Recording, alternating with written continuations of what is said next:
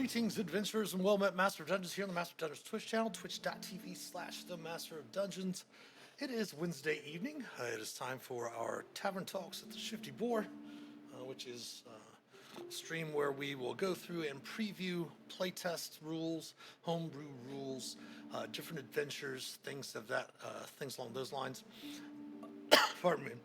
And last week, we started reviewing and reading through the Dreams of the Red Wizards, The Enemy of My Enemy, the first epic from the Dreams of the Red Wizards Obscure Devotion storyline, which I was the co-story lead and the story architect, plotted out the adventures from the very first adventure all the way through the 15th adventure.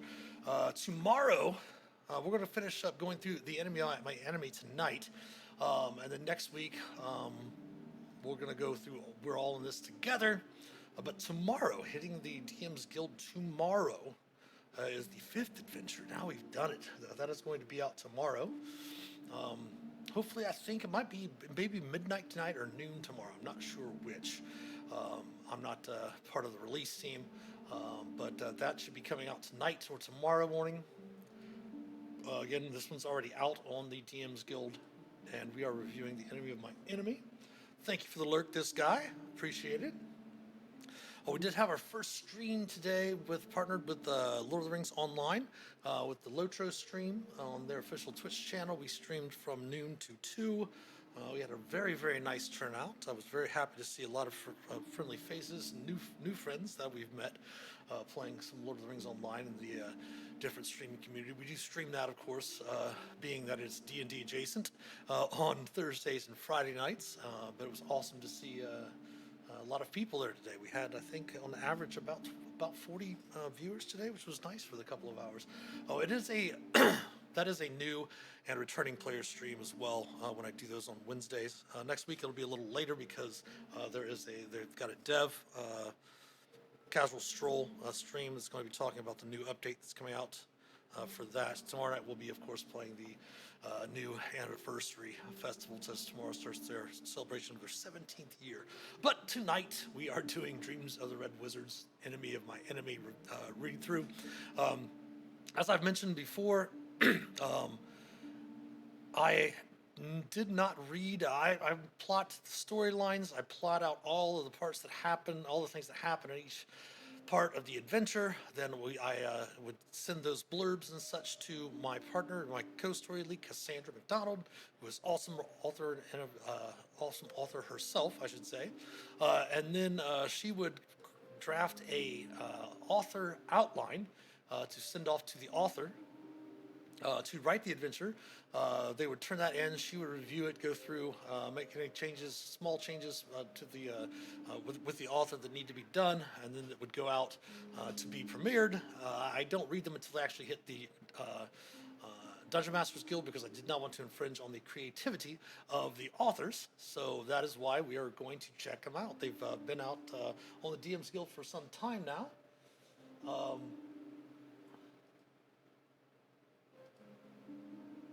Let's get a little feedback. Sorry about that.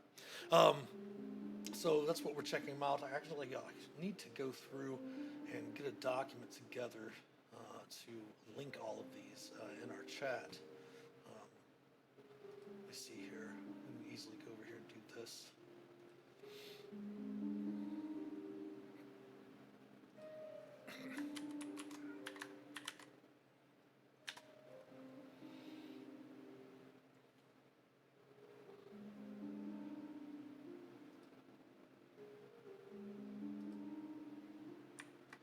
Here is this adventure. Where is that? Something.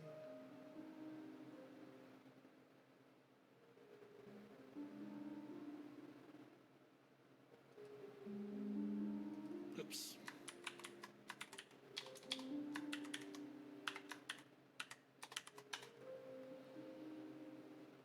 There we go.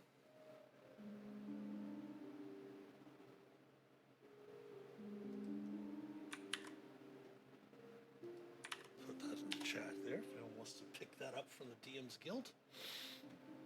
So we went through the first part, the call to action last week, and the first part, obviously the really, really great artwork, great layout, that Rich put together. It is an epic, which means it's a multi-table event, which means multiple tables playing the same adventure. There is interaction in the adventure with other tables and such like that, which is what we're actually looking at in part 2. We're going to scroll down here to part 2. Okay, part 2 is where we left off last week, consolidating information. So the players all went through their different, either the social path, their exploration path, or their combat path in the first part, reported their information back to admin HQ. And then the second part says the information seeking mission took all night and dawn is close. The characters returned to the Dragon's Jaw's Tavern to confer with other agents to share any information they have found. So basically this is where the tables will interact with one another. Story objective B is to collect more information, synthesize this information gathered, and agree on the next steps. For multi-table play, part 2 starts with the table captain meeting at Epic HQ, where they announce all information gained from part 1 to the entire Epic. When every table has heard all the information, each table must decide what extra information or confirmation to pursue in part 2.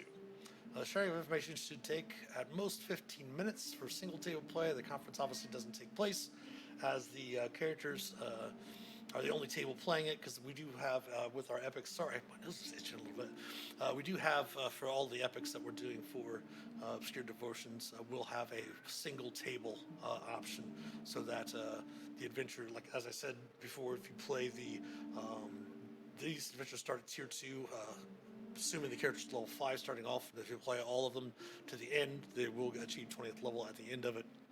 Onboarding again is the DRW-INT adventures. Those are evergreen. There's 4 of those. Playing all those will get the characters to 5th level. Or onboarding also for, you can play the Spelljammer Academy adventures. Keep in mind this is written for Adventurers League, which is the organized play of Dungeons and Dragons. But you don't have to play Adventurers League to play the adventures. The stories are really fun, really cool adventures, things of that nature. So you could play these even if you don't play Adventurers League as well. All right, so seeking confirmation. So Dorian and Romalia will inform the characters still time to confirm. Harbors of Purple Dragon Knights have identified a few individuals for more information. So I believe these are going to be some of the information that the DM is going to run, so they can say they can go street urchins to the corner of Garth and Dolph, be quest 2 social, Avon Konichi, not sure how to pronounce that, is the Purple Dragon Knight. He's the north end of the Hunt Bide. Quest 2 is a combat mission. Shilda here is an exploration mission, another social, combat and social, and exploration is social. So after the exchanged information, the players can then at the table, the characters can decide, the players can decide which of these encounters they want to go check out. So allow 25 minutes for the table to choose a location and complete the associated quests. Okay, so it's 25 minutes for that. 15 minutes for the first part here. Which brings us to 40 minutes, so it's got probably the estimated duration is 60 minutes. Probably has a little bit of a leeway in the time, especially for the players moving around and all of that stuff. All right, so let's go quest 2A, social. 2 young street urchins huddled at the dead end near the corner of Garth Street and Dolph Street. Over crying high-pitched voices, pull yourself together. At least they didn't catch us and lock us up in that big chest. Urchins are easily startled and run away from the characters. Characters can color the urchins with a successful DC 15 ability check to catch up with them, trap them, or corner them. Charisma persuasion check can convince them to part with information. They can offer, if you offered 30 gold each, they can tell you some more information as well. What they can learn is, last night they saw 4 cloaked individuals exit a house between the market and field gates. They were carrying a heavily secured chest to the docks. One of the individuals chased the urchins up Garth Street and nearly singed their hair with fire magic. If they gain their trust, they'll get a boon. Boon to a kaboom. Urchins can slip unnoticed in small places and throw improvised grenades at an enemy. Effect: when this boon is used, one creature of the character's choice takes 4d10 piercing damage, or 22. Usually if you're playing at a convention or online, you do want to just go ahead and use the average damage. It makes it much faster to get through play in an orderly time. That way you can get done on time for your slot.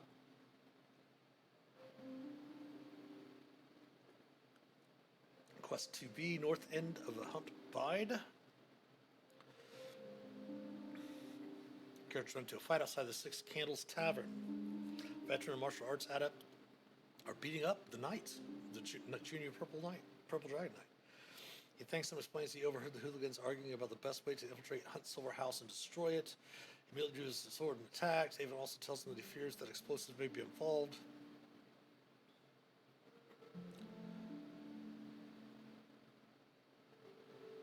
So by saving him, we'll get them the boon to be, you have my sword. Avon the knight fights alongside the party under one player's control and acts after the controlling player's turn. Avon remains with the party until his boon expires or until he dies. Which all the boons will expire at the end of the adventure as well, if it doesn't state that the boons will disappear. Horngate Customs Office Exploration. Puzzle, clues.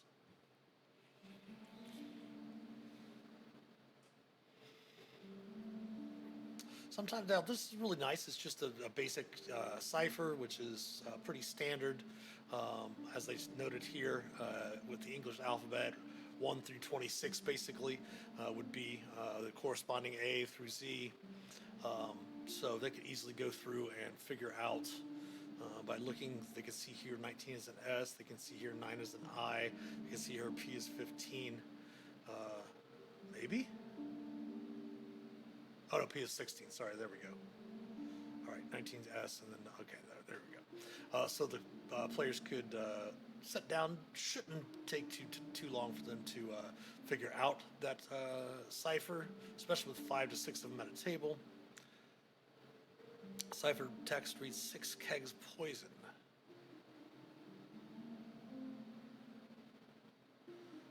I've discovered that 6 kegs of poison were delivered to a store in the market recently.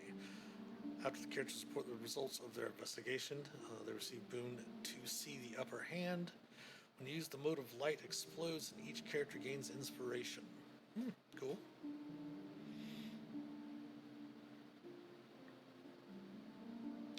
Quest 2D, Garbage Collectors Social.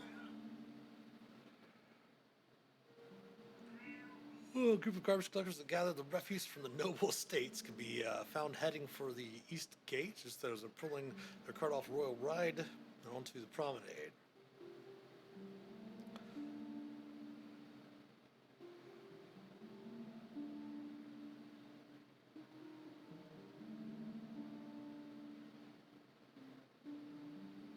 Garbage collectors have opinions on almost everything in Suzhou, especially nobles, workers' rights, and how this is a great route because a lot of the garbage is still perfectly usable and so forth. But I was proud enough that any attempt at bribery would not work.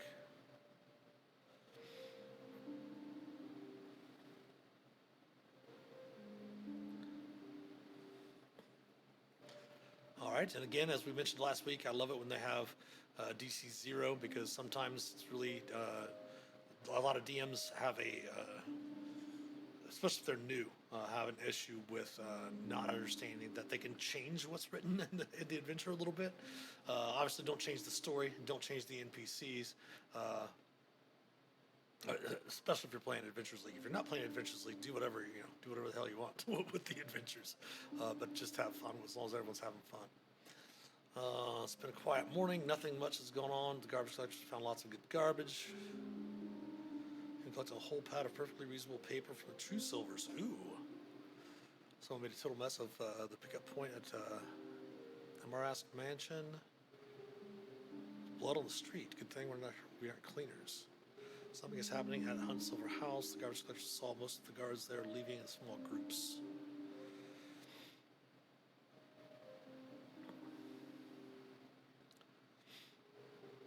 quick notes about a delivery to Hunt Silver House scheduled for noon.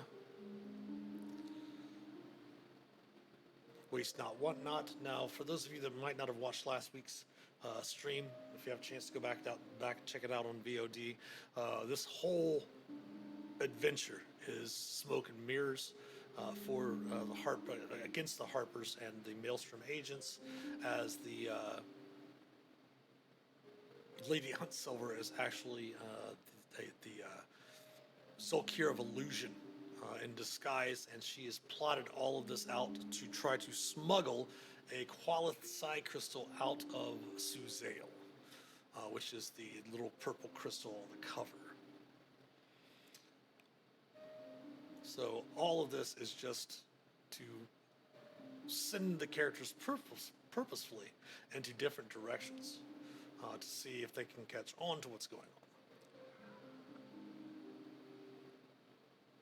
Waste not, want not. Give the party a homemade stink bomb. Explodes in a 10-foot radius sphere. Each creature that has a sense of smell within the area has disadvantage on its next attack roll.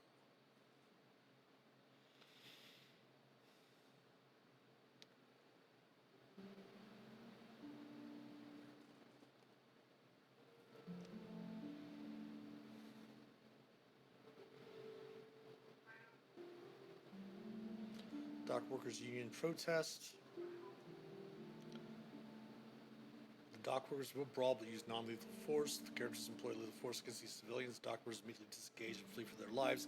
Keeping in mind it is Suzail, killing people just, that aren't trying to kill you is definitely a crime against the crown.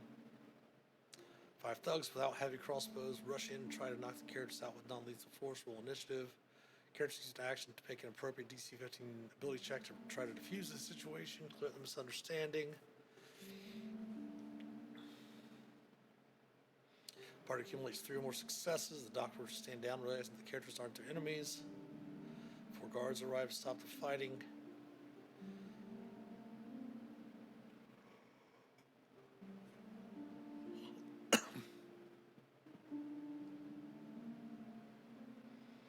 Recognize that they aren't there to cause trouble.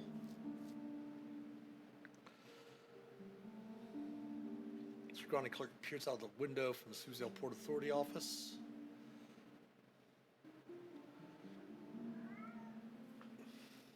Stout Bold Marina. Short walk from the pier where Dolphin Stream is moored. Boon 2E, fly you fools.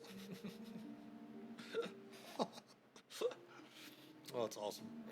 When used, the trumpet issues a loud boom and stops time for a moment. All friendly creatures can immediately use their reaction to move up to their speed without provoking opportunity attacks. That's really cool. I like that.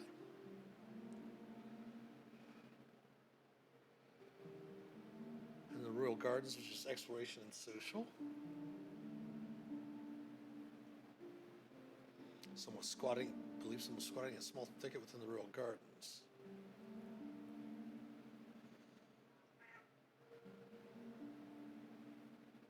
Giggling behind the shrubbery.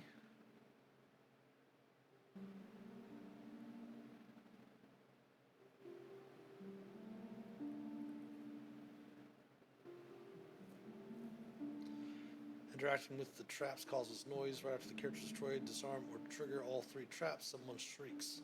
A nobleman and a serving woman leap from the shrubbery in shock.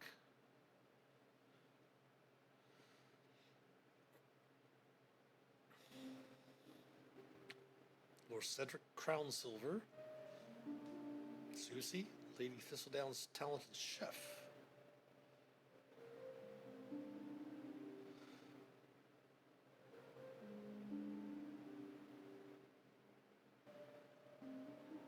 Not to buy food from the market today. See? So that's another clue that the characters can start learning that Lady Hunt Silver is the one behind this, since it was mentioned that poison was delivered there earlier. Now you see me, now you don't. When used, the scarf expands and tears into several pieces. Wraps around each character, shifting and swirling to displace their form. The next attack roll against each character is made with disadvantage. This benefit ends after 1 minute. So basically it gives you like a displacement. or blur without having to concentrate on it for 1 minute. Pretty cool. All right, so when you're finished up with that, then you'll have developments admin led. After completing all of that, the admin will read the following. Time is going to make a choice. We've identified 3 locations where something may be happening: the market, the Huntsville House, and the docks. Choice must be made. You adventurers are by far the most powerful weapon we have and want to focus that force. We need you to decide where to send you. We will send Harper agents with Purple Dragon Knight, with a Purple Dragon Knight support to the other locations. Take a moment to talk it over.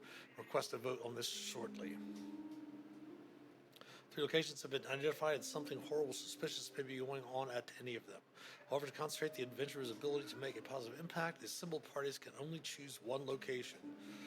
Purple Dragon Knights and Harpers will cover the other 2. The locations can be voted upon are the market, the docks, or the Hunt Silver House. Okay, so here's the extra time comes in. Each table has 10 minutes to consider their vote. While this happens, players can opt to visit other tables to convince them to vote their way. Only 1 player at a time can visit a different table. If someone is already there, they must wait their turn as to not create too much chaos at the other table. At the end of the 10 minutes, there will be a public voting round, which after which Epic HQ will announce the chosen destination for the adventurers. After deciding on the destination, the characters have time for a short rest before starting part 3. If any time remains in part 2, HQ will announce a short break. All right. And part 3. Pardon me, acting on the information.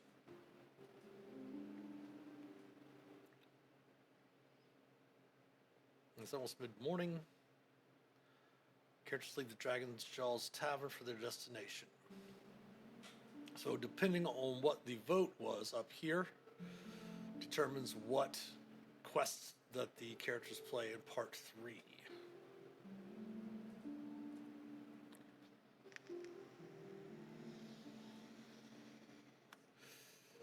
Now there's going to be wandering NPCs. What wandering NPCs are is that they will visit the tables and do certain things to the table. Sometimes they'll attack the tables, sometimes they'll be beneficial to the tables.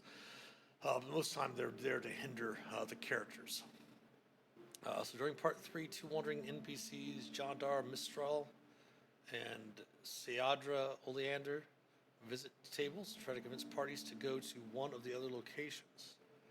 Jandar is a Sleazy Centaurum used cart salesman type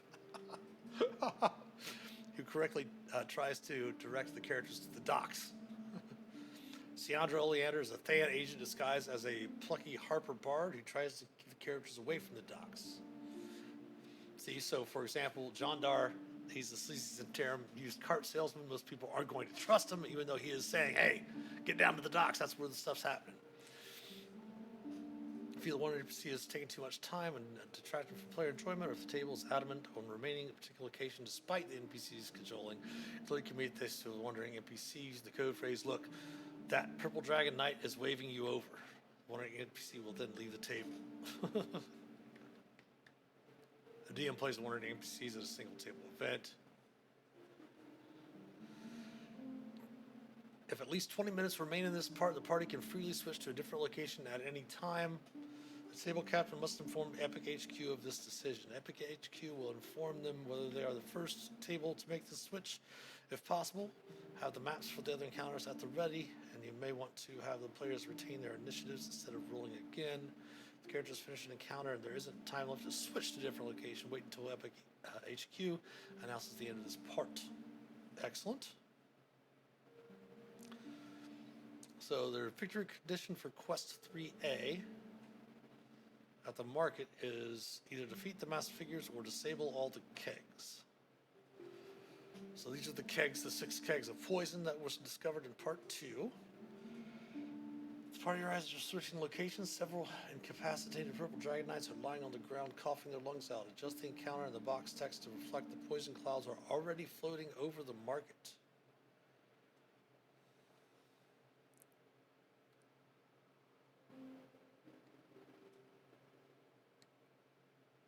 Multi-table tips, of course, yes. We did that. Cassandra and I actually had to write the 3rd epic, as we didn't have we had an author kind of ghost us, and basically that's how we did the final battle. The area is so huge, that you're just fighting in one small section of the plaza.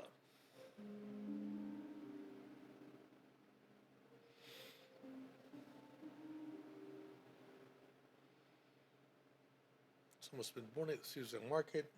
A few hoppers patrol the outskirts to prevent civilians from entering the market plaza. Notice shadowy figures moving behind the upstairs windows of a two-story shop that overlooks the plaza.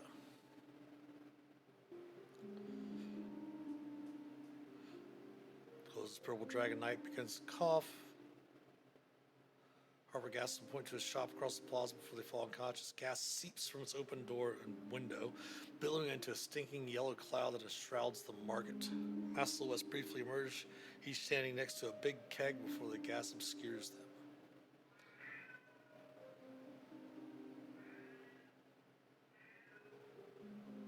I need to do something here, quick.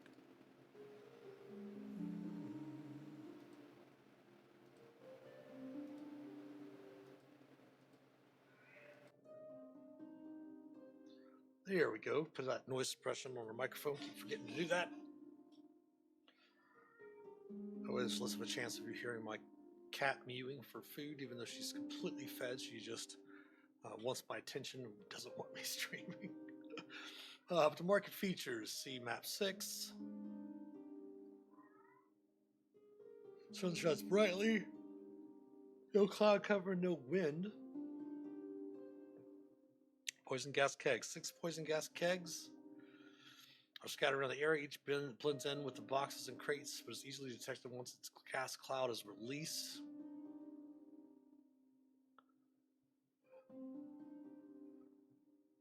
Destroying a keg triggers an explosion.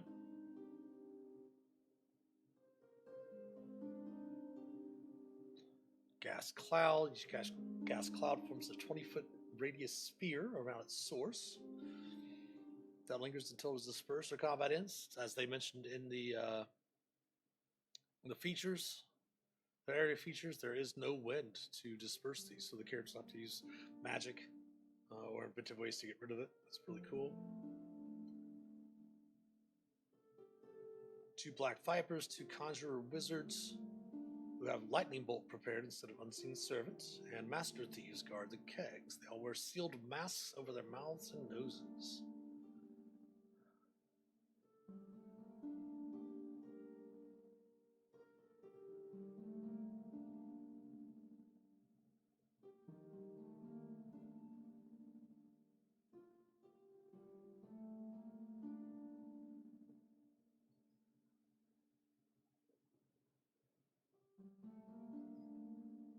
Success to discover a box near them that contains 3 green glass bottles labeled bottled spell gust of wind.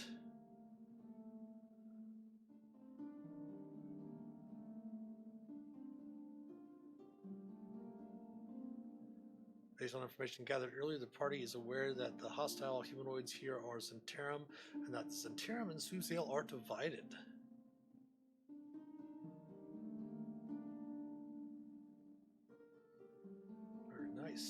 I believe they're using the Black Viper from the, obviously from the Waterdeep Dragon Heist, probably using the Black Viper stats, basically, for the stat block. Got some more viewers. Welcome in, welcome in. Our channel here is primarily D&D or D&D adjacent based. We do live play D&D on Sunday evenings, getting ready to add one on Tuesdays here at the end of May, and eventually put one in on Thursdays as well. And then we do some D&D streams for advice, review, and stuff like that, some D&D prep, and then we play some Lord of the Rings online as well. The only thing we do on Monday nights that's not D&D related is we do play horror games on Monday nights for our Around the Campfire stream. And we stream with Lotro stream on Wednesdays. We just had our first stream today, as a matter of fact.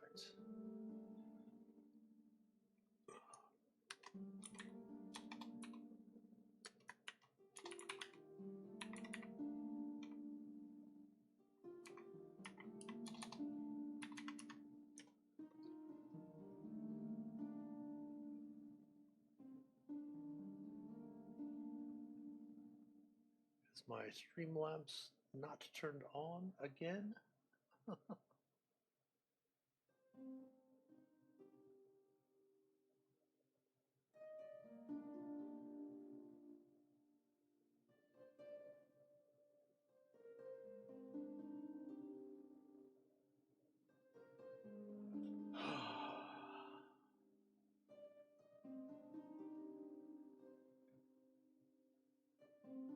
My CloudBot, for some reason, is turned off.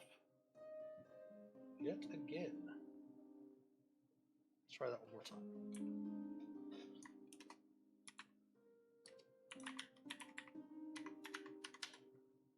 There we go.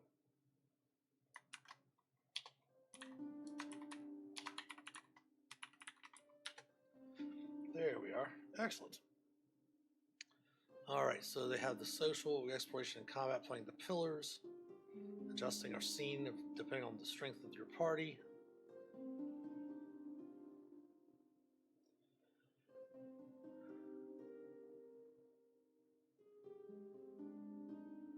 Quest 3B, the docks, defeat the Red Wizards and seize their chests.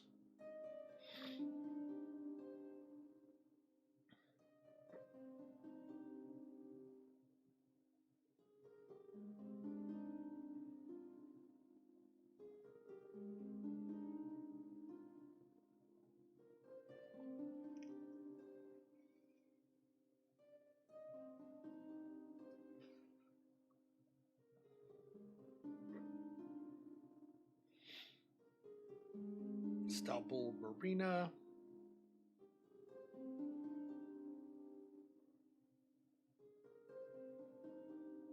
Chosen individuals and chests among the crowd. However, more of these groups are also moving chests along the docks.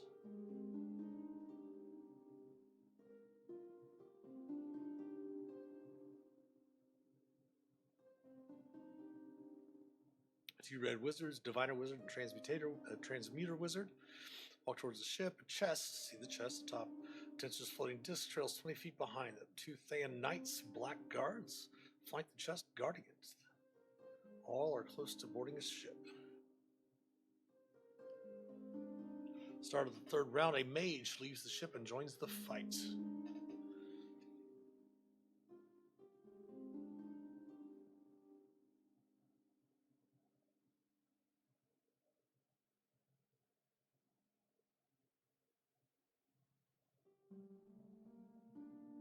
Ooh, adding an archmage. Whew.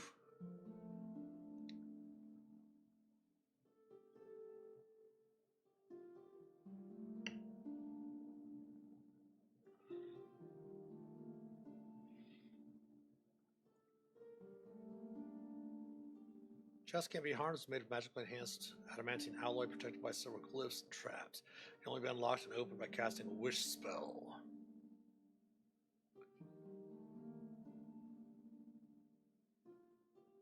The authorized creature who touches the chest moves within 5 feet of the chest or starts a turn within 5 feet of the chest must succeed on a DC 15 wisdom save or be subjected to the slow spell until the end of their next turn. Each creature only makes the saving throw once per turn.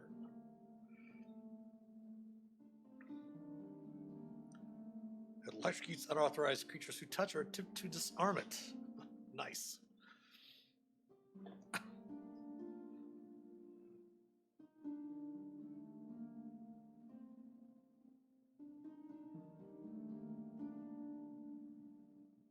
Teleportation. So they won't be able to like teleport it or use portable holes or anything like that to try to steal it. So obviously they want to take the wizards out before they try to find out what's in the chest. Well, most experienced adventurers would do it that way. Disarm the chest. The characters must accumulate 3 successes using any of the following actions. These tools are all-purpose tool.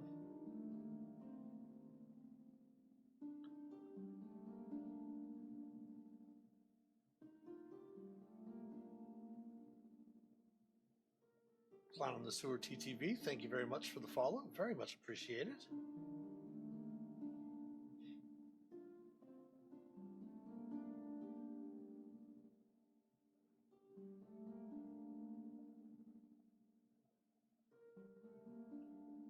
That immediately brings Pennywise to mind with your name, which I love. Now, here's the interesting thing, because it says it can only be unlocked and opened by casting a wish, but this must just be disarming it.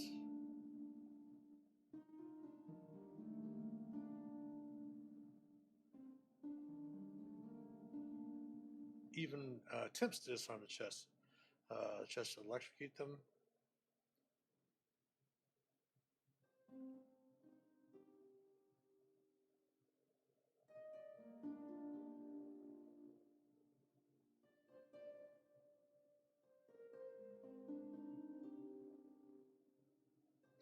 And then finally, the Hunt Silver House. As characters arrive at Hunt Silver House, the gate is open, the guards lie dead.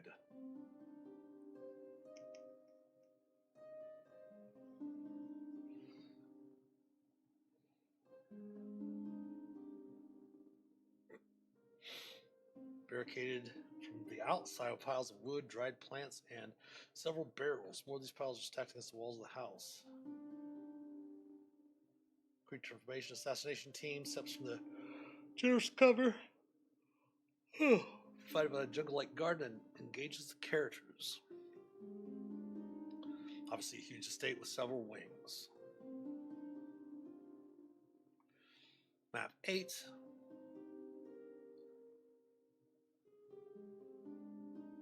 Broad daylight. Overgrown garden, which the characters would have encountered if they went to the Hunt Silver House to meet with the Hunt Silver in the earlier part 1.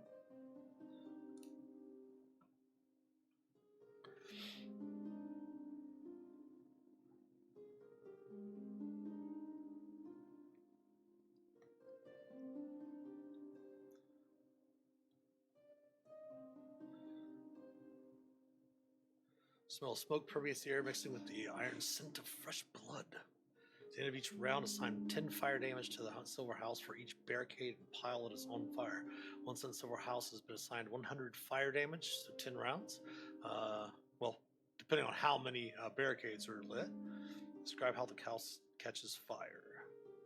Assassination arson team consists of a Warlock of the Fiend, a Warlock of the Great One, 2 Knights, and a Conjurer Wizard, who has prepared firebolt instead of dancing lights.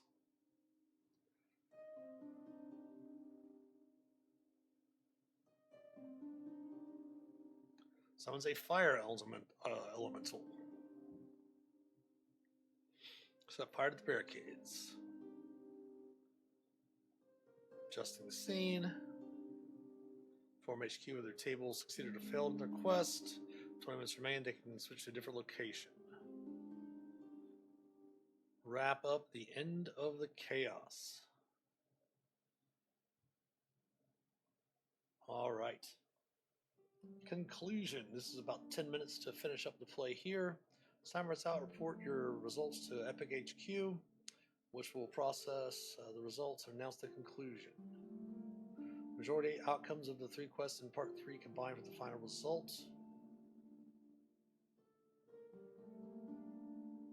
Characters did or didn't prevent horrible death and destruction of the market.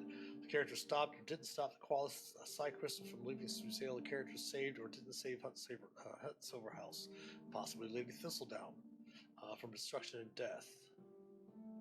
So the conclusion has obviously multiple conclusions depending on what as we said, it is an epic adventure, which means multiple tables are playing the same adventure. You've seen a lot of the interaction the tables can make, and this right here determines the outcome of the epic itself. Obviously, we do have a single table option, so you see the admin appendix C for that guidance, and multiple. Basically, if the majority of the tables accomplish their things, the thing that they were supposed to do, that counts as at least half. If they didn't, they'll have the worst outcome. If less than half of the tables the epic succeeded at the market, Epic HQ will read or paraphrase the following. Sad to tell you that even though we shut down the attempt at death and destruction of the market, some Purple Dragon Knights and Harpers died in the process. Like it was no poison, not the magical death gas we were initially worried about. information you helped gather ensured that we were able to keep things safe. Succeeded at the market. Your aid led to great success at the market. The information gathered allowed us to make sure all civilians were safe. Through active involvement, only minimal damage was done to the market. Suzail's citizens and its economic stability are in your debt. Hunt Silver House information if they failed. Hunt Silver House if they over there as well. Hunt Silver House here if they succeeded.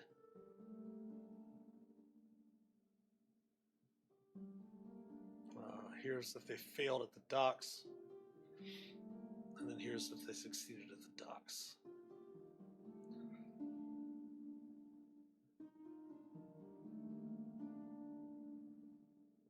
Characters find water fireballs on their enemies in the market. The docks or the Hunt Silver House for their service. Suzail Royal Court awards the characters a +2 Moonsicle and 4,500 gold. And everyone, of course, receives awards for their accomplishments. And keep in mind, the final battle there, depending on the location they went, that's where the characters could use their boons they would have achieved from Part 2. Because it is an epic, that's why we gave out two magic items besides just the consumables from earlier.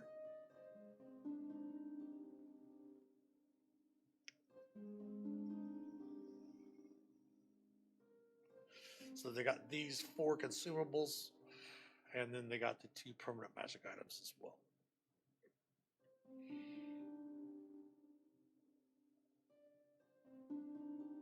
And then we've got the handouts for the boons. Those look really, really nice, by the way, too. Avon the Knight, for the characters that would have Avon as their boon to be able to control at their table. And obviously, with it being a multi-table event, you do have to have some suspension of disbelief, like multiple tables. Get the boon of Avon the Knight for going to the same locations.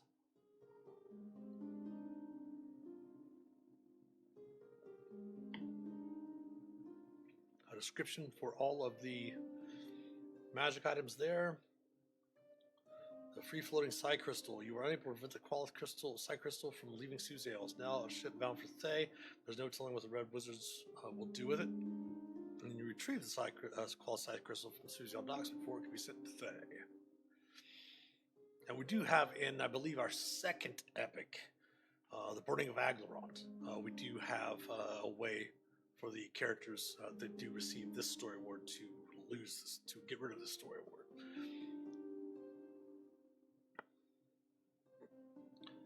Then we have the maps.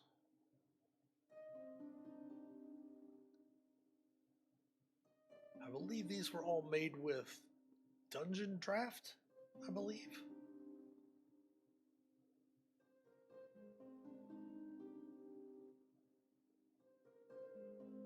They might have been made with Incarnate, I'm not sure. Yeah, it looks more like Dungeon Draft, the way that the grids are and everything.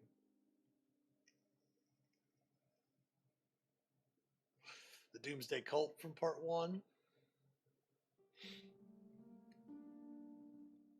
Southern Chamber off of this, just off of this area here is where that where they have the Froghemoth that they would encounter.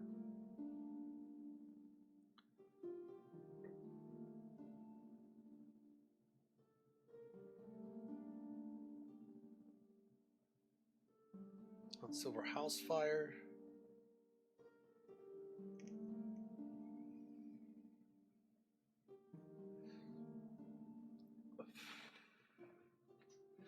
And then we have our friends and foes, our dramatis personae. All the major NPCs that the characters would encounter.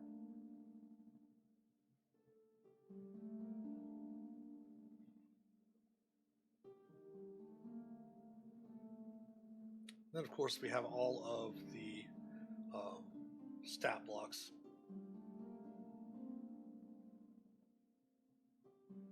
That way the DM doesn't have to bring their monster manual with them, especially conventions, since most of these are Premier Arena conventions.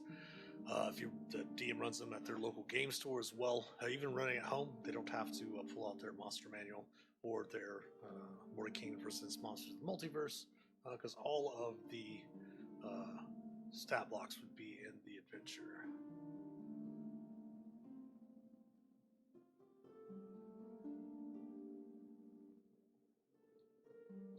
Lots of stat blocks in this one. Whew. Lots of them might not even necessarily get used, since a lot of them are in the adjusting the scene, like in case the party's a little bit weaker, the party's a little bit stronger. But every stat block, especially when we're writing the Adventures League adventures, every mention of a stat block, the stat block needs to be in the compendium at the end with the all the monsters. Sue's Ale Hot Silver House.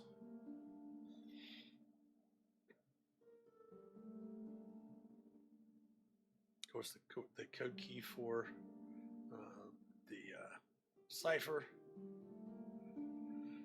And a lot of people were asking me about how to adjust your adventures. So this is a great table to use for homebrew as well. For determining if you have a very weak or very strong party.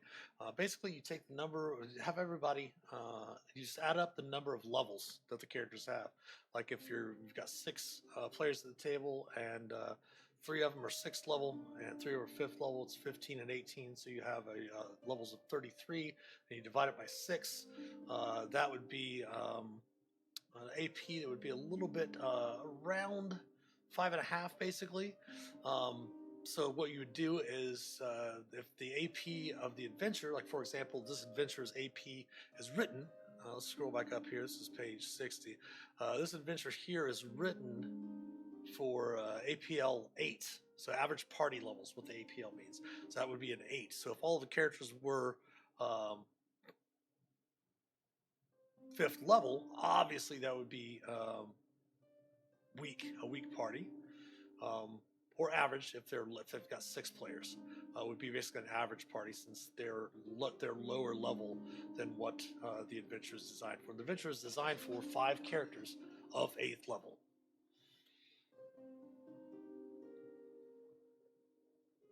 And then we have our admin guide,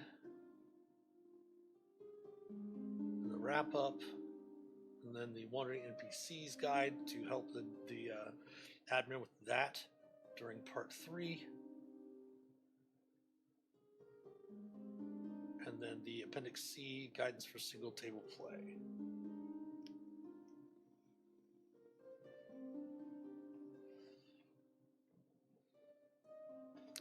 Well, that was pretty, really well written. I really liked what Shu and Christian did with that. It was really great. Shu was actually the story lead for the new, I think it's called Kindred Spirits, Dreams of the Red Wizard storyline, Arc 5. I believe her first adventure is coming out at, I believe, Origins. Don't quote me, but it might be the May virtual D&D weekend, which is basically an online convention we do every month, 1 weekend a month, Friday, Saturday, and Sunday, partner with Wizards of the Coast and Baldwin Games, where we will run non-AL adventures. AL adventures have lots of premieres of the Moonshae storyline from Baldwin Games, the Dreams of the Red Wizards storyline from Baldwin Games as well.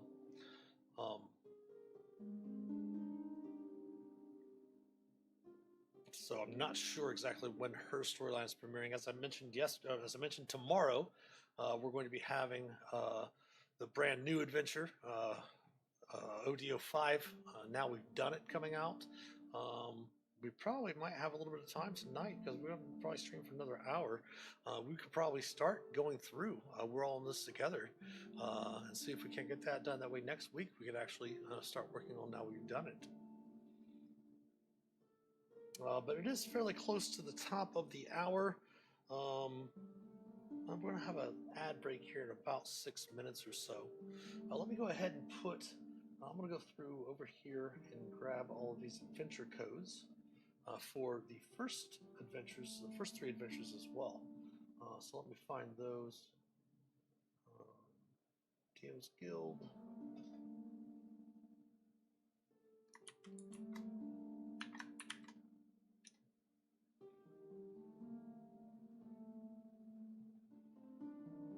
First one is called Something in the Way. There's a link to that. We have Something Wicked.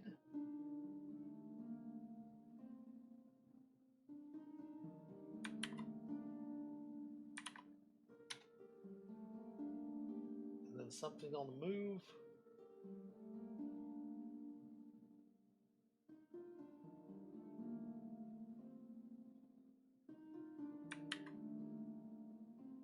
Those were the ones that we previously discussed on our Tavern Talks of the Shifty Boar.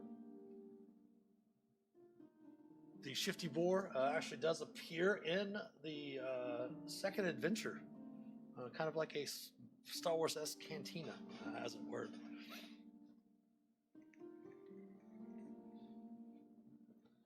So we've gotten two nice things off of our bucket list. We have our names in something that is an official D&D product, as these do have the D&D logo instead of the DM's Guild on them, which is nice since we've taken with Baldwin Games took over the Dreams of the Red Wizards official storyline from Wizards of the Coast for the Adventurers League. The other one was to get our name on a product with Ed Greenwood, which we did twice with our adventures that we wrote with for Gamehole Con, and we actually do get to appear with Ed Greenwood at Gen Con on a convention panel about writing. So that's going to be fun. From what I understand, it's going to be Saturday morning at Gen Con at 11 a.m., which should be a lot of fun. And we're going to be doing another panel with our authors and story leads as well. I'm not sure exactly what time that one's going to be. But yeah, so that was The Enemy of My Enemy, the first epic from the Obscure Devotional storyline. We're going to go ahead and take a small little break here. We've got an ad break coming up in about 3.5 minutes. So it'll be about a 5-minute break, 5-6 minute break or so, and we'll come back and we will start looking at We're All in This Together, which takes place directly after the epic that we just went through. So please stick around. We're going to take a small little break and we'll be back in a few. Talk to you then.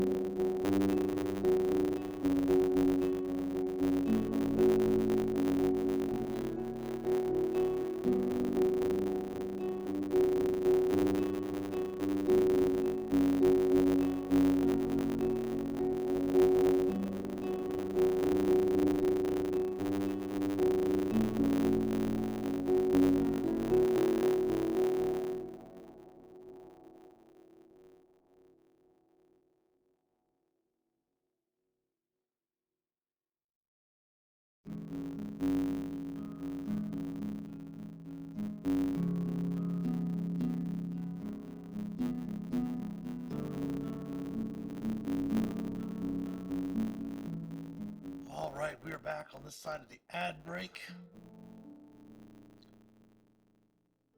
Maybe not. So we still have some ads going on for a few. Might be just a little bit of lag.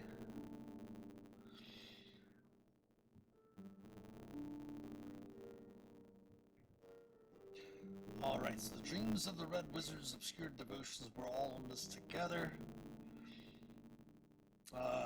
We kind of designed the stories so that basically, again, as I mentioned earlier, you play the first one, you advance to 6th level. Play the next one, you advance to 7th. Play the third, you to 8th. The other one, playing Epic, you'd be the characters were assumed to be 9th level coming into this adventure here.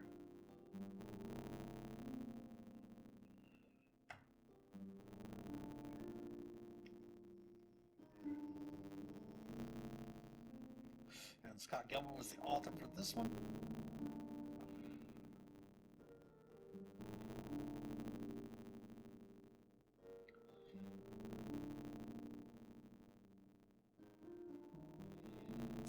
Adventure Prime Paranoids only think everyone's out to get them. Wizards know it. Terry Pratchett from Sorcery. Again, but since they are tier 2 adventures, all of them are written for an average party level of 8th level as well.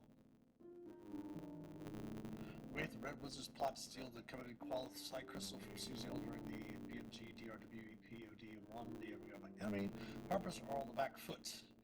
Ramali Remy, Haven Tree, and Zahir Darian, important figures in the Harpers and Maelstrom respectively, have once again joined forces to seek insight into the movements of the Thays and Zolkirs.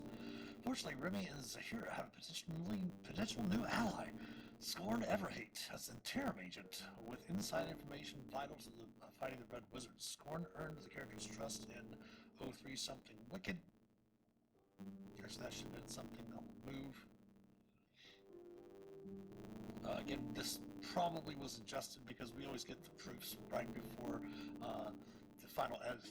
This would be like the proof, then the final edit goes through, and then after that, they do the layout does the final proof, final edits. Then that's when they go out to the DM's Guild.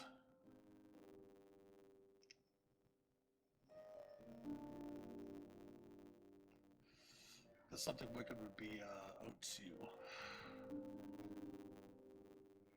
This report she knows about the Interim Splinter faction and its collusion with the Red Wizards.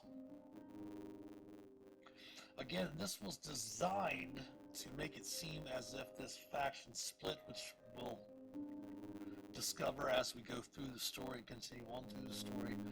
We'll discover again that it was just really obscure devotions.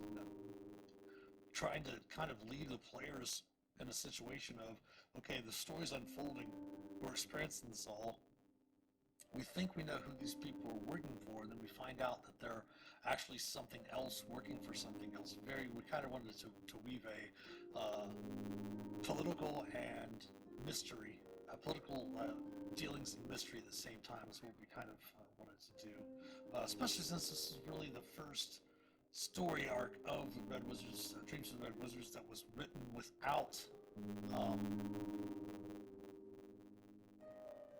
the masters, historical masters and seasonal play, which were the three for a couple of years. And since that was all gone, we decided we wanted to take kind of a different approach to it, from being for optimized players to kind of open it up for everyone to explore the stories. We didn't want to limit the audience.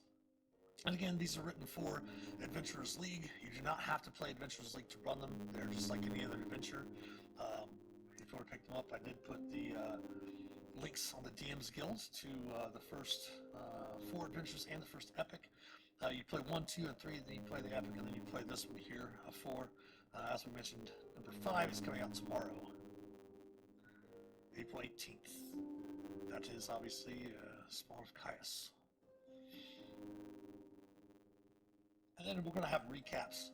We always have a recap of what happened in the epic, in case the like say you're playing the friendly local game store and the players don't necessarily want to run the epic as a single table. So we'll go ahead and recap what happens in the epics and the adventure following that epic as well. The Castilla El Verrate, the Zolkir Revolution, and Red Wizards of Thay planned a deadly incident involving the Terram and the Suzanne Market as a distraction to cover up the transport of qualified crystal Thay.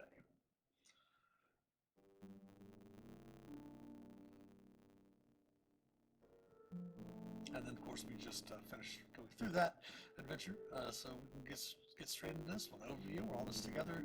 Here's the call to action scene. Has 4 parts, and is with the wrap-up scene. Takes approximately 4 hours to play. The party meets with Zahir, Remy, and Scorn, and learns of the Terram Splinter faction traveling incognito to Eltabar and Thay to ally with the Red Wizards. The party is tasked with discovering them and taking their place to meet their Zolkir contact. Now, this is also going to take, it's really going to be interesting to read, because I heard Scott did a really great job with this, because this adventure, the trek that the players are making, let me see if I can find a map of Thay. Actually, I believe we have a map in here, actually. Yeah, we do. We should. Come all the way down here.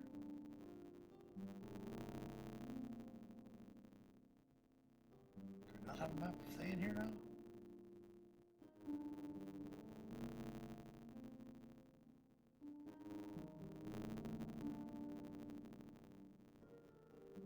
Sorry, I was just skimming through it real quick just to see. No, they went to still stuck with Susie one here. This I think it's called the Golden Way. Heads from Telflem, and the journey itself takes, I think, like a month to make this trip. So there's going to be basically lots of downtime while the party's traveling. Interesting bits are going to be happening. Be a great time if your character happens to have like a tome of like a stat increase tome or a manual or something like that. This would be a great adventure to play, to read that as you're traveling. So by the time you spend your downtime and get through traveling, you probably have had enough time to read it.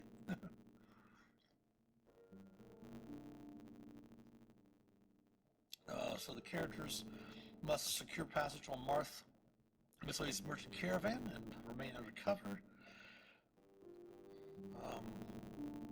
And the first part, so the first two parts are about an hour. The call to action, the first part, part one's an hour. Next part is an hour as well, which has them hit the city, the towns and settlements of Fent, Fazant, and Tamar. And then they'll hit the locations of Two Stars and Mol Santir. Then they'll hit Cirthe and finally Eltabar. And then the wrap up. So they got to get on the merchant caravan, and then Marth's prized jewels stolen in Tamar. The characters must prove their innocence and hopefully discover a Zentirum spy.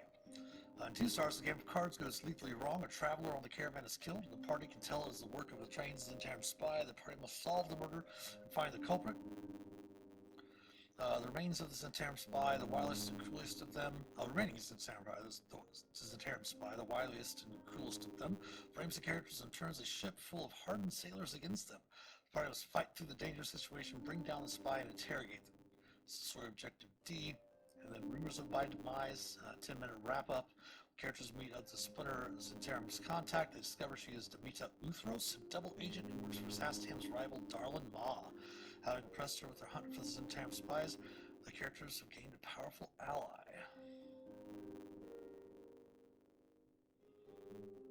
Of course, we have our adventure hooks, the image we designed for the Qualis Psi Crystal, certain points of adventure.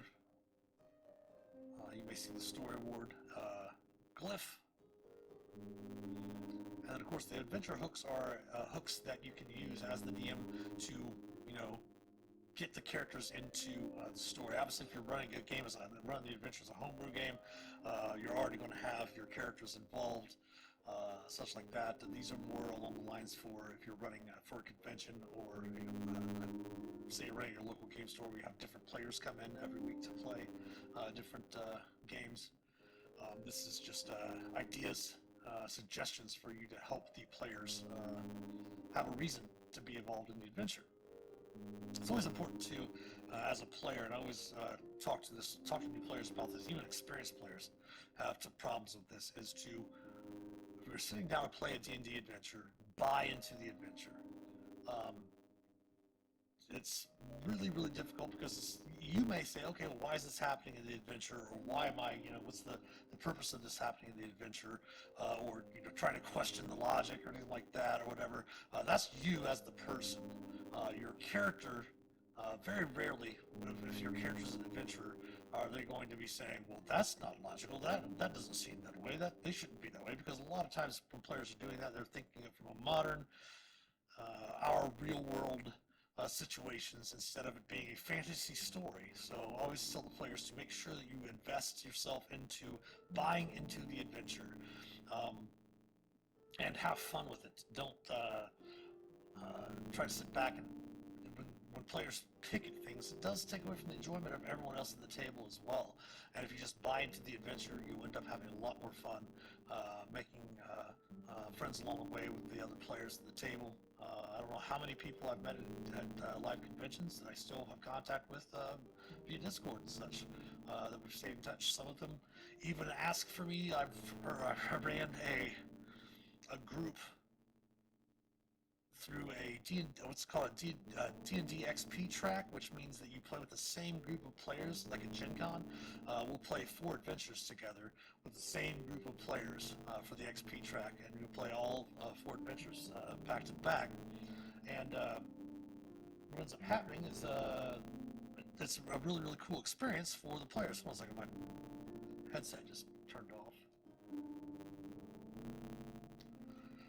And I've ran for them a couple of times in the intervening years, and then even was talking about running something for them. I think I even ran for them during COVID with Gen Con Online.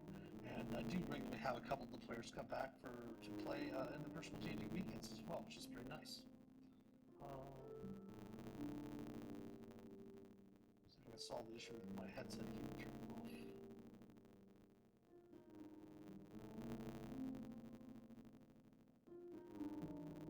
There we go.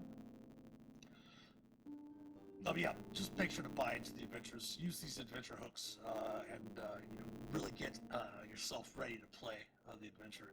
Now we do, of course, in the normal adventures, do put in this box of asking, is this the same Dreams of the Red Wizards? Because a lot of players, when they first, well, I don't want to say a lot of players, some of the players that had played the previous Dreams of the Red Wizards story arcs, the first 3, because this is the 4th story arc, were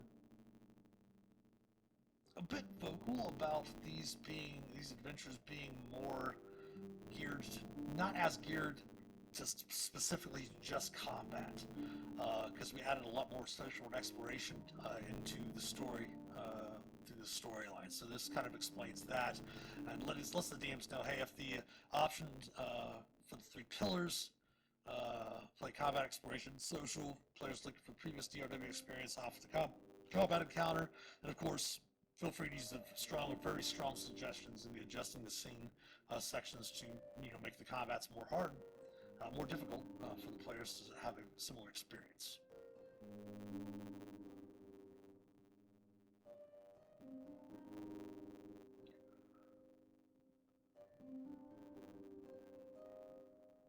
We have a call to action.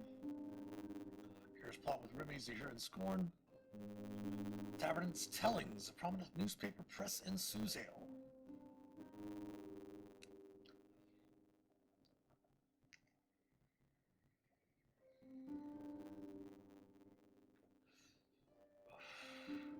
Bustling printing press nestled between Blade Lane and Torch Street. And the other thing too we tried to do is I tried to insert a little bit of lore, of Forgotten Realms lore, without dumping too much onto the DM or the players, especially for newer players. They were more for really experienced players that might have played like the RPGA stuff with Raven's Bluff and such like that, the Living City of Raven's Bluff. I know a lot of people have played Living Greyhawk as well, that do continue to work with the conventions that we partner with Baldwin Games that we work at as well. So we wanted to add in some of that lore without bogging down newer players or newer DMs. So the whole concept of Blade Lane, Torch Street, and Suzail, other players that have played for a while will get that like, oh, this is sweet, because really haven't explored those certain areas in 5th edition, especially in the Adventurers League. Overworked intern shouts directions to the back room. So here in Scorn, awaiting the back room. Remember, shortly after.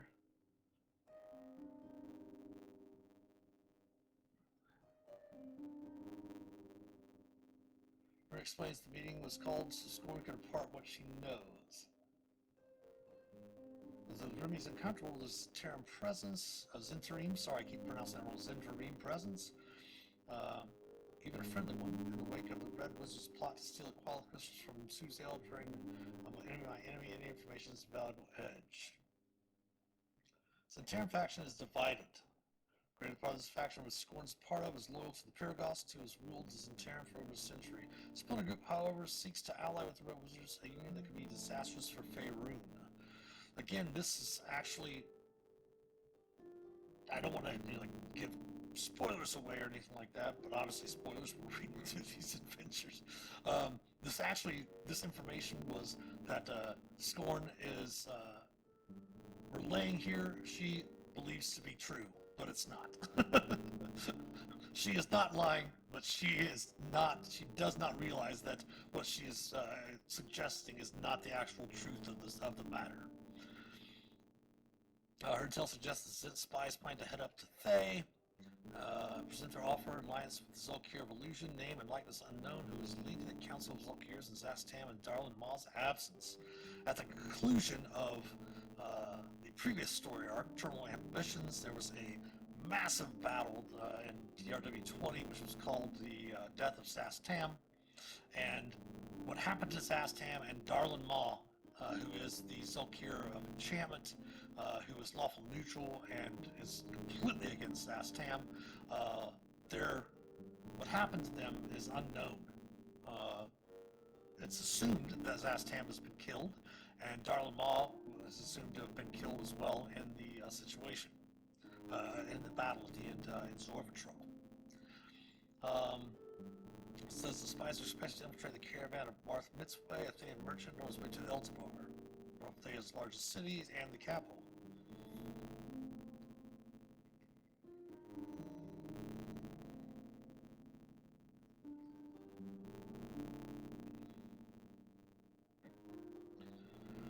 The caravan must follow a long, secluded route. Along the way, the characters must determine the Zen spies' identities, subdue them, and take their places at the meeting with Zulkir of Illusion's contacts. Zahira can leverage her privateering company to invent suitable cover identities. Characters covers that they are merchants from Impulture, traveling to Eltibar to purchase goods, thus why they don't have anything on hand to sell. Beyond that, the details of their cover are up to the characters. Oh, 3 months, yeah, my apologies. So it was 3 months trip, basically. Of course, the trip is start in Telflam, travel up the Golden Way to Mulsanter, across the lake to Surthay, and then downriver to Lake Thalenbar. From there, they will disembark at Eltibar.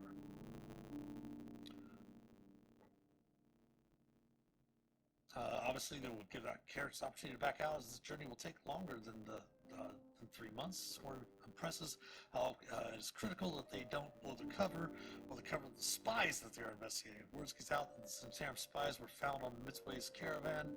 The spies' contact won't meet with them. All three implore the characters not to act quickly or rashly. They must wait until the caravan is distracted to investigate. We specifically put this in here, this next part in here, because it's a very, players have a tendency to want to break, a lot of players, I don't want to say all players, actually I don't want to say a lot of players, there are many players that play D&D that part of their enjoyment of the game is trying to break the adventure. And have found that a lot, and obviously I DM for hundreds of, if not since we started the virtual D&D week, it's probably thousands of players, but easily over 100 players a year, and many of them do seek to try to find a way to break the adventure, or try to find a way to get through the adventure as fast as possible. Instead of just sitting back and enjoying the story, they're more about trying to find mechanical ways to break an adventure or module.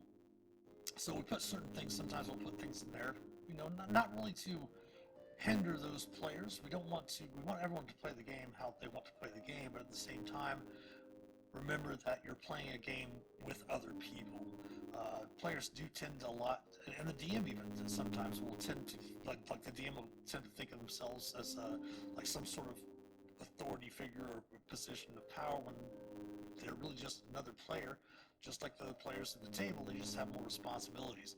And the players need to realize that they're playing a collaborative game. You're playing a game with other people, and everyone should have a part, so you should try to have as much fun as possible. So we don't put things in to necessarily hurt those players that play that style, but to kind of put in preventions that are not going to allow the players that play that way to try to break it. So the serpent tattoos Of course, the set spies can be identified by its flying serpent tattoo on their upper arm, which has the effects of an amulet of proof against detection and location. Represents a cover screen to divination magic rather than a void. So a mage casting spells to detect thoughts would discover normal thoughts rather than their target is immune to divination.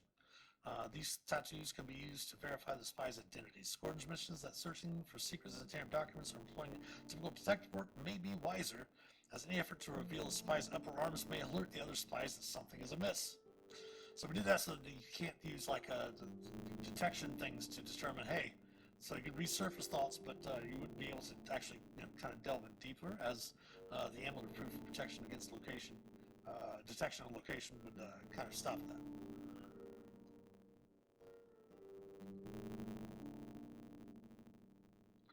I love the way he phrased this there. Any kind of commotion on the road would be a bad idea. Merchants and mercenaries can grow a little paranoid on the open road.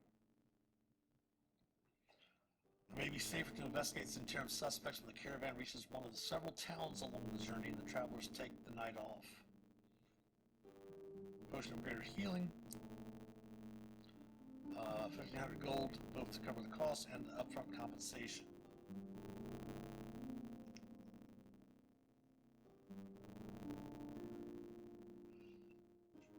So I have to head to Telflam to find a way to join Marth Misway's caravan.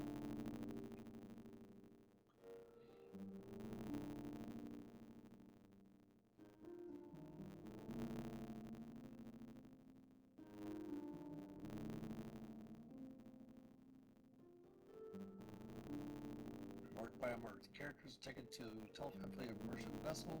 Instructions to meet up with Marth Misway and Shimsar Square, where they can also buy supplies. Close to the square, a British mercenary steps in the Wiki's character's way, forcing them to succeed on a athletics or acrobatics check or be knocked prone.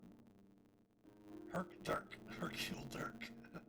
Experienced so far higher this area and boasts that he notices any more merchant's guard that hasn't been around here before. Fresh meat for the square. Try to squeeze some coin from them.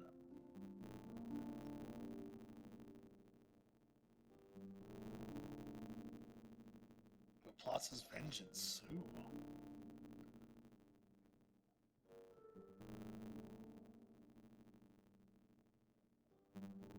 Apparently you asked, Shipstar Square is a beacon of commerce or a warren of rats.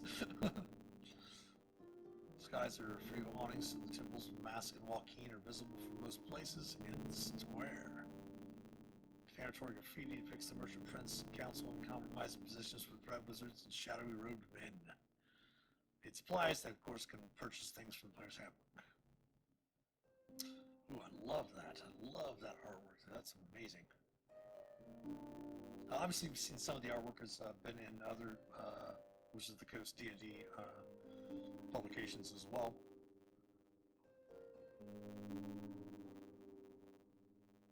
Unfortunately, we weren't for the Dreams of the Red Wizard sword, Obscure Devotion storyline. We weren't really able to secure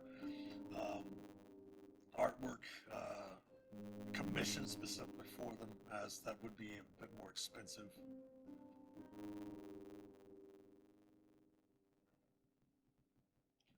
Marth Misway can be found in the corner of the market near Joaquin's temple.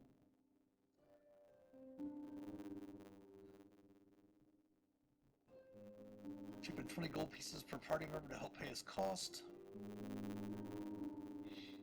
One is Hercule Dirk.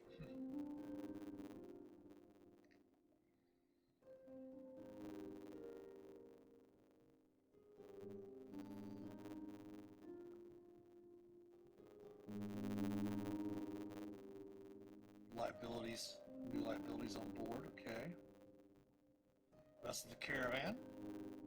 Caravan members are in Appendix C for description.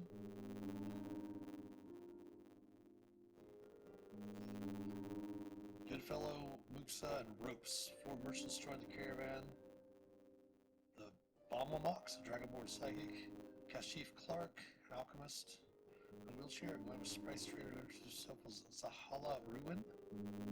A tiny old woman called Lorny.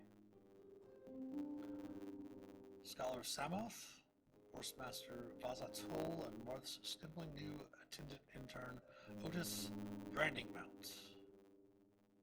Give players handout 1 to help them keep track of the caravan members. Alright. Talks about Marth. Numerous introductions made. Marth asks if the carriage is ready to depart. Sets off towards the Golden Way before the party can investigate any of the dozen. Proceed to part 2. Part 1 was just 30 minutes. Yep. Excellent. So that, with the call to action being 30 minutes, it's a full hour there so far. So back to part 2 here. Characters investigate the caravan are falsely implicated in a jewel theft and hopefully discovered their first Zentarum spy. I like how it's set up to where each of the spies are found in each of the different parts going through.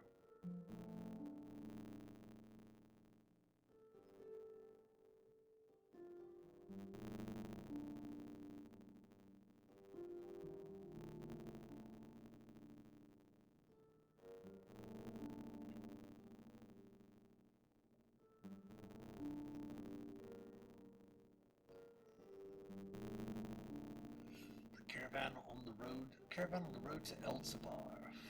Marth, the Bomamox, and Zahala all possess their own wagons. The rest of the caravan ride horses and camp along the road, except for Otis, who has a curtained off section in Marth's wagon. Vaza has 20 riding horses, who she ensures only bear riders for a certain amount of time each day.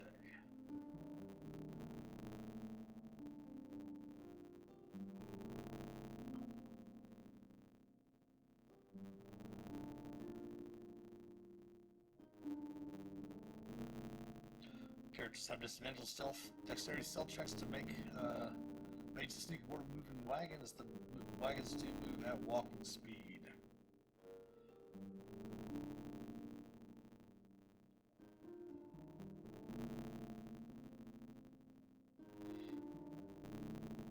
Early yet. During the first leg, the other travelers picking up particular other characters.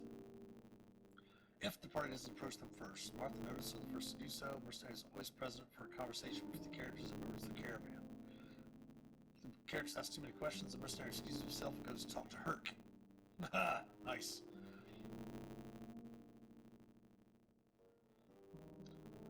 Watch the characters like a hawk. From this point on, the mercenaries keep eyes on the characters in shifts, including at night. Oh, I like it so far. I really like it so far. Characters must assume that they must distract the mercenaries before they can investigate freely.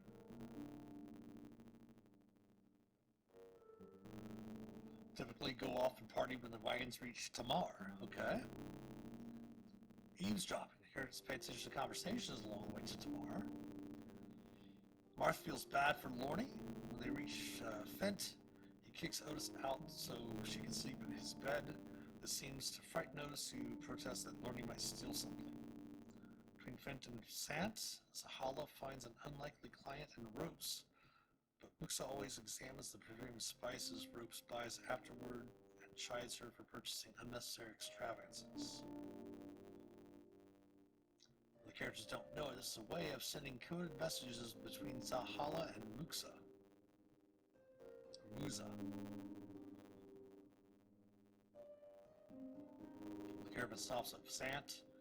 The Bomamox offers his therapeutic services to Samuth, who is overjoyed with the results, but can't really explain those specifics. Samuth is known to be tenser, but characters who succeed on a wisdom insight check realize Samuth believes the process worked. Okay. So things they can eavesdrop on as they're traveling. Revealing the tattoos. Zentarim's upper arm tattoos are impossible to reveal without being obvious about it, as the members of the caravan with tightly wrapped robes protect themselves from the sun.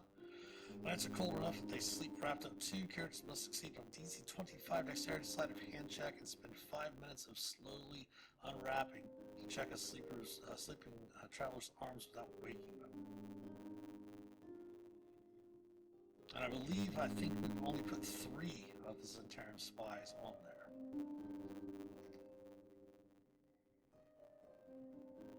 it might have been 4. I can't recall. I don't recall. This plot of this adventure was written over a year ago.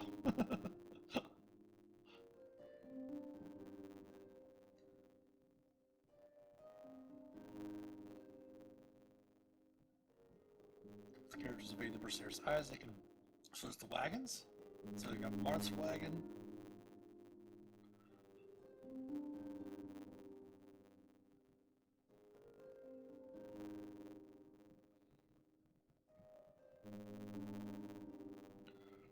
Last dealt with Sala over 5 years ago.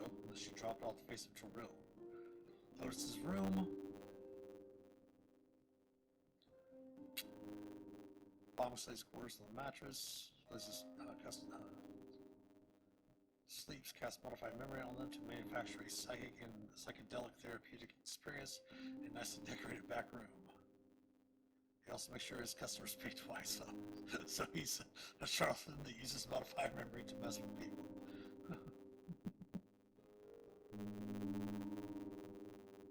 It's a Hollow's wagon.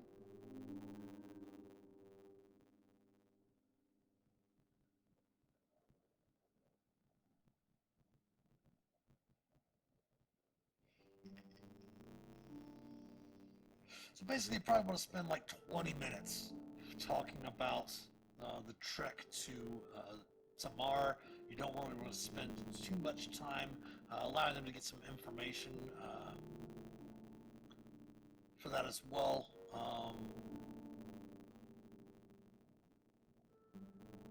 And of course, the players actually might, I don't know, depending on what the players, the characters decide to do, they might actually try to steal if someone's really good at stealth, if they do have a rogue with them.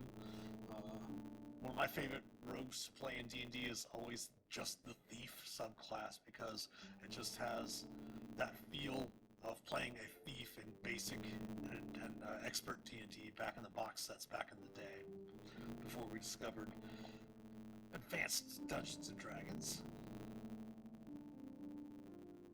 Shoot, 41 years ago, my goodness. It is time for the 50th anniversary of D&D this year as well, which is really cool. Alright, so in Tamar.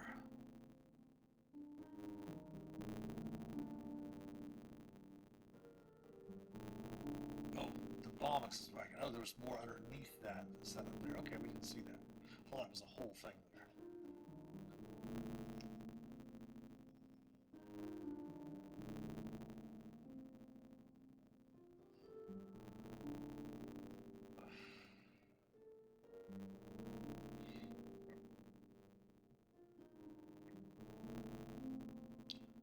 So either Otis is posing as a...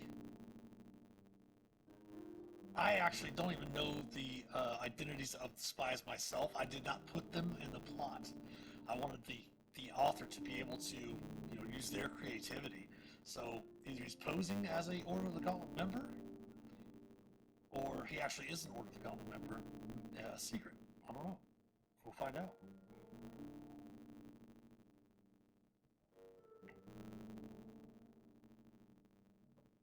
Caravan arrives at Tamar. Herc is greeted by the raucous cheers of 6 town guards. This finally distracts him from the party, and Luke says reluctant to go. Herc takes the other 3 mercenaries with him. Marth comes running out of his wagon. Someone stole my gem, my aquamarine. Who stole it? Brings the mercenaries running. Marth demands they find the gem. He's a gentleman but won't suffer thieves. Herc has screwed over the case immediately. The 6 veterans who welcomed them promise that when Herc finds the thief, he will have 6 extra pairs of hands for the beatdown.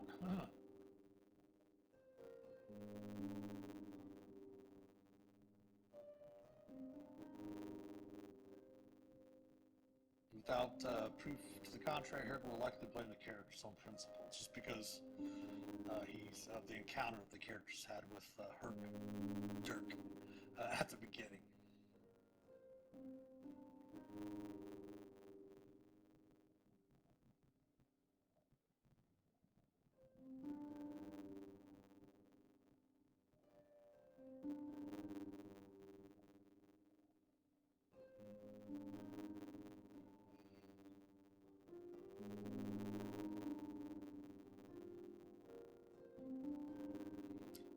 Balmox is the least trustworthy member of the caravan. Martha remembers him paying the fare for the trip, but when he recounted, his share was missing from the total. Furthermore, when he thinks of the Balmox paying, he can't help but remember the Balmox as a muscular demigod of a man, and no other way to put it.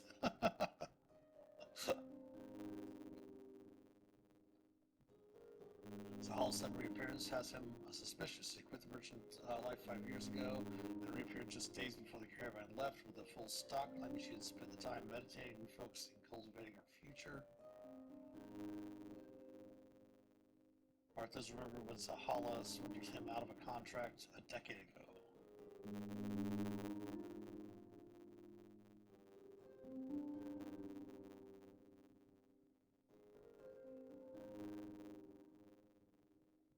Perhaps Otis stole the gem to hopes to frame Lorne.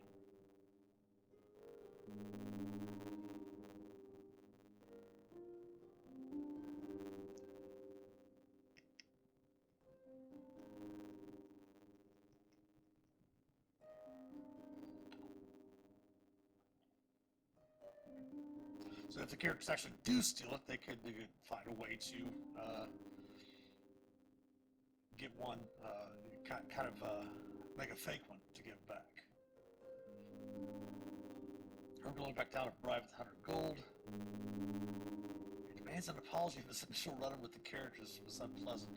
Which, I mean, if he's a bully like that, he's going to, even if it was the character's fault, he's going to demand that. Obviously, you can see that. As not really, Herb doesn't seem to be some sort of villain, he just seems to be a brute. Suspicious of those new to the caravan: Otis, Samoth, the Balmox, and Zahala. His whole crew is known as well, but boasts that he knows where they come from. He doesn't, having met them in a bar. Some other clues. Zahala's been buying calling potions from Kashif every day since the caravan embarked, which Kashif says are believed to calm specific rather than general anxieties. Otis did card tricks at night, showing off his sleight of hand skills. Zahala was up late with a candle last night. Curious, Otis saw her packing and repacking a bag. She seemed ready to leave at a moment's notice. Otis told Martha, Vasa, and Kashif about this.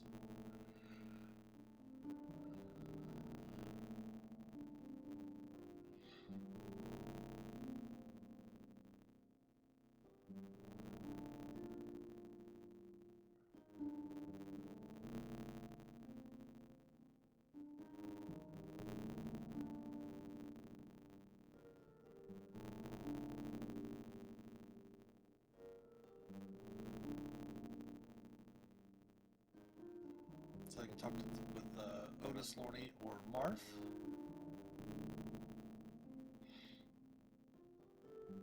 So he's concerned about Lorne stealing something, but it's not the gem he's concerned with. He's concerned about finding the Order of the Gauntlet documents. He explains the hatred Thay holds for the Order of the Gauntlet after proselytizing knights gone rogue, committed to killing. The fans have even burned a knight at the stake. Definitely tell he's not lying, but at the same time, they can tell he's still a slaphole. He causes trouble later. Condemned to buying his second therapeutic experience.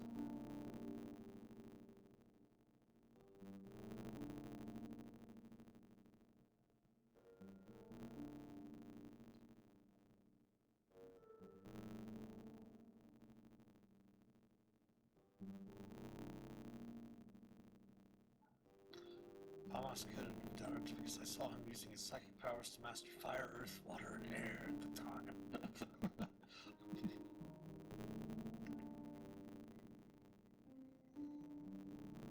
He's a con artist, but not a thief in this instance. He can cast modified memory up to twice on their behalf or deal by the end of the trip. That's pretty cool. I like that. And then Zahala.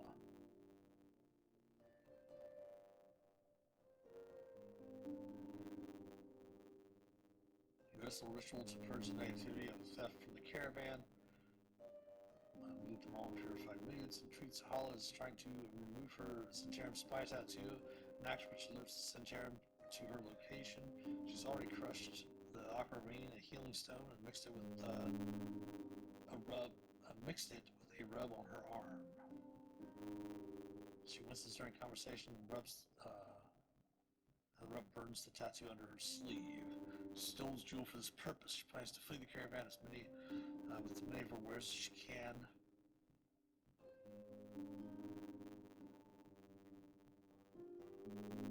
After witnessing the vicious, murderous fanaticism of her splinter faction, which the story will reveal eventually is called the Black Network, is the moniker that they've taken, the old name used by the Centurion, when they served Bane and Sirik and Yogg-Tooth's Vim in those times. Back to Bane again.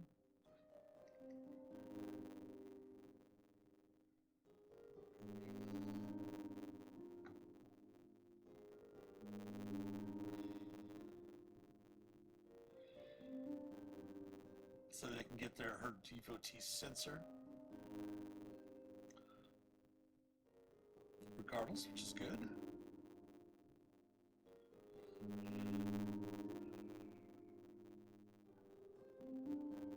Also escaping to the desert.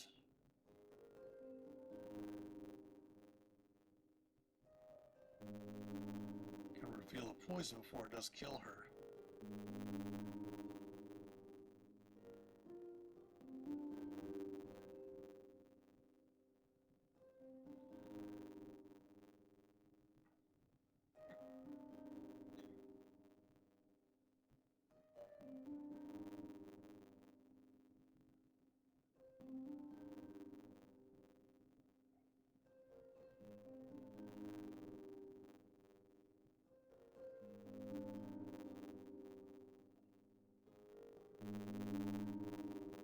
Pay or work off the value of the 900 gold.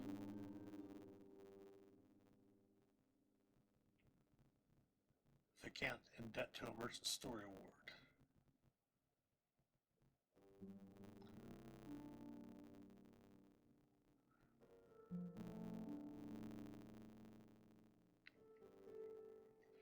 Heading on to part 3. 2 stars in Satyr. Find their second Centurion spy. The Crossroads Inn.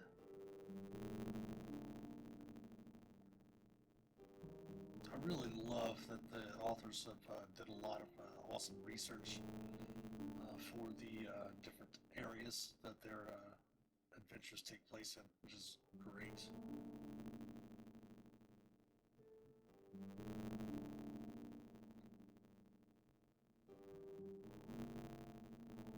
Checkout ticket. Mazda checks the horses into the burnt hoof stable. Nightlife. Hear commotion with the inn's main room. Shouts turn to screams. The characters downstairs. They see Kashif struggling to drag Samouth's corpse. Samouth thought it was slit through. Characters proceed on an investigation of wisdom medicine check. Determined the blade was used with precision to sever his vocal cords before he could even cry out. Work of a trained killer.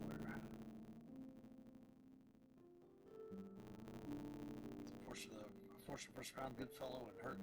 Ella reckons with their coin. Kashif, a card counter, need to fold, but Goodfellow and Herc both lost their whole purse to Vasa. Accused her of cheating. Morning, Otis got in the way. Samouth started shouting, all the lights went out.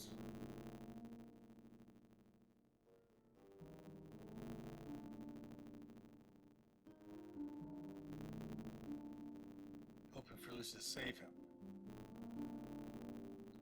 Everyone who was present in the warehouse. What really happened?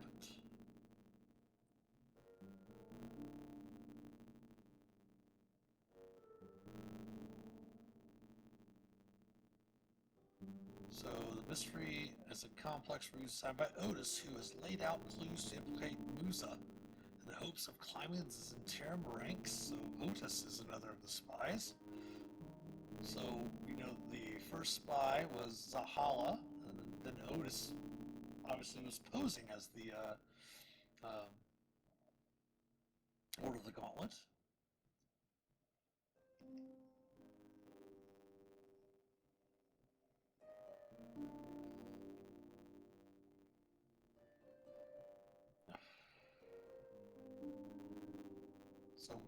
Musa is the other set spy. Okay.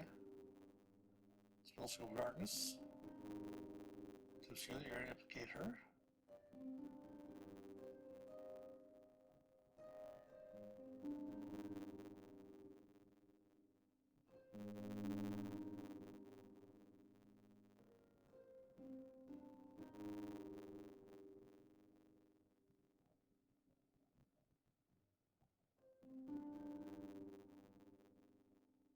Stabs himself in the stomach, precisely in a place where he would escape lethal injury.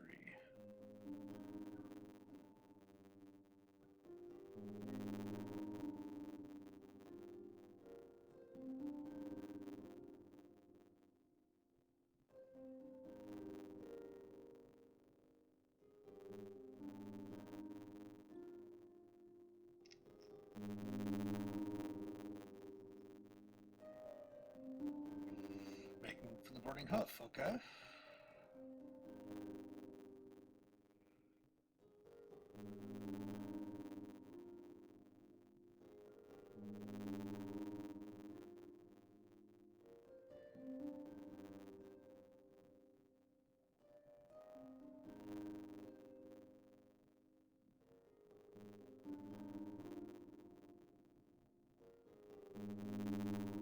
This is testimony.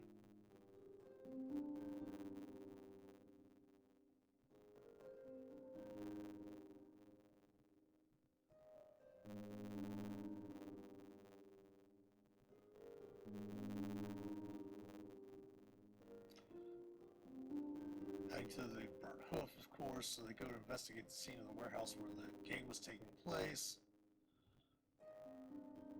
Meet up with Goodfellow and Ropes.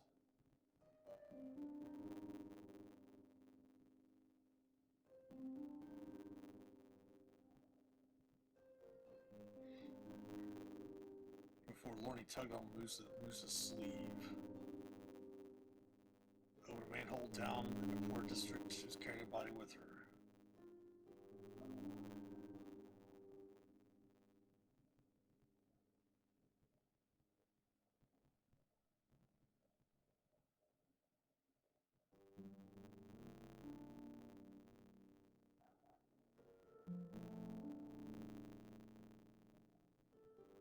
The die books.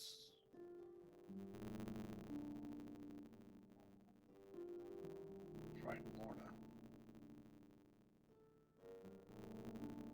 Lorna grabbed her sleeve, yeah.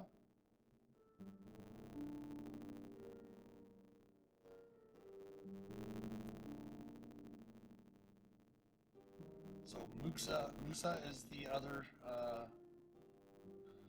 is the third one, and then Otis is the one that is the wiliest and most cruel that was mentioned early on. Very nice.